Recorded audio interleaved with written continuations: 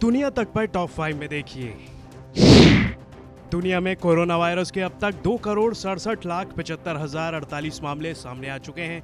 इनमें 1,88,84,512 मरीज ठीक हो चुके हैं, जबकि 8,78,150 लोगों की मौत हो चुकी है। वर्ल्ड हेल्थ ऑर्गेनाइजेशन ने कहा है कि 2021 के मध्य तक कोरोना वैक्सीन को दुनिया भर में पहुंचाया जा सकता है। WHO की chief scientist doctor Soumya Swaminathan ने शुक्रवार को एक प्रेस ब्रीफिंग में इसकी जानकारी दी।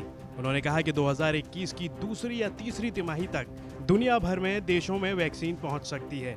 ये टाइमलाइन इस आधार पर तय की गई है कि दुनिया भर में जिन वैक्सीन का फेज 3 का ट्रायल चल रहा है वो इस साल के अंत तक पूरा नहीं होता दिख रहा। ट्रायल पूरा होने के बाद ही वैक्सीन का बड़े पैमाने पर उत्पादन किया जा सकेगा। चीन भारत के बीच बिगड़े रिश्तों की रोशनी में दोनों देश एक बार फिर बातचीत की टेबल पर बैठे। मॉस्को में चीन के रक्षा मंत्री वेई फेंगे ने भारत के रक्षा मंत्री राजनाथ सिंह से मुलाकात की। इस मीटिंग में भी चीन ने अकड़ दिखाने की कोशिश की। चीनी रक्षा मंत्री ने एक बार फिर अपनी सेना की डींगें हाँकी और कहा कि चीन की सेना किसी भी मुकाबले का सामना करने को तैयार है। चीन ने बड़ी बेशर्मी के साथ गलवान में मुठभेड़ के लिए भारत को जिम्मेदार ठहराने की कोशिश की और मौजूदा तनाव के लिए भी भारत को ही कसूरवार ठहराया। लेकिन रक्षा मंत्री राजनाथ सिंह ने सीधे सपाट शब्दों में कहा कि उन्हें उम्मीद है कि चीन एक जिम्मेदार राष्ट्र जैसा रवैया दिखाएगा और लद्दाख में LAC पर तैनात अपनी सेना को पूरी तरह से वापस करने के लिए कदम उठाएगा।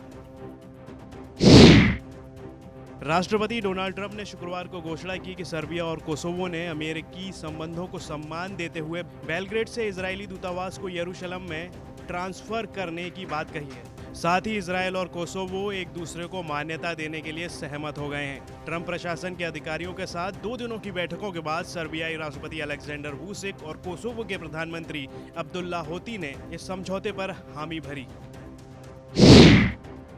ब्रिक्स देशों की मीटिंग में भारत ने एक बार फिर से सीमा पार आतंकवाद का मुद्दा उठाया। भारत ने ब्रिक्स देशों की इस बैठक में साफ साफ कह दिया कि अगर दुनिया से आतंकवाद का दंश खत्म करना है तो कुछ देशों को हमें जिम्मेदार ठहराना ही पड़ेगा। भारत ब्रिक्स देशों की 2 वर्चुअल मीटिंग में शामिल हुआ। इन बैठकों में भारत ने आतंक और सीमा पार से प्रायोजित आतंकवाद का मुद्दा प्रमुखता से उठाया।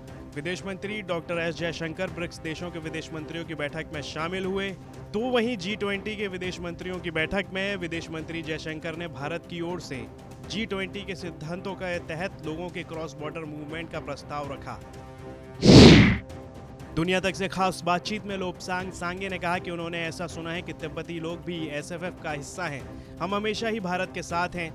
अगर चीनियों के खिलाफ लड़ने की ज़रूरत आएगी तो हम हमेशा मौजूद रहेंगे। सांगे बोले कि लद्दाख भारत चीन नहीं, भारत तिब्बत बॉर्डर है। ऐसे में भारत को अपनी नीतियां बदलनी चाहिए।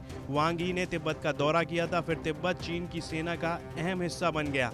लोब्सांग सांगे ने तिब्बत के लिए भारत के साथ की तारीफ की और साथ ही उन्होंने मांग करते हुए कहा कि दलाई लामा को भारत रत्न मिलना चाहिए।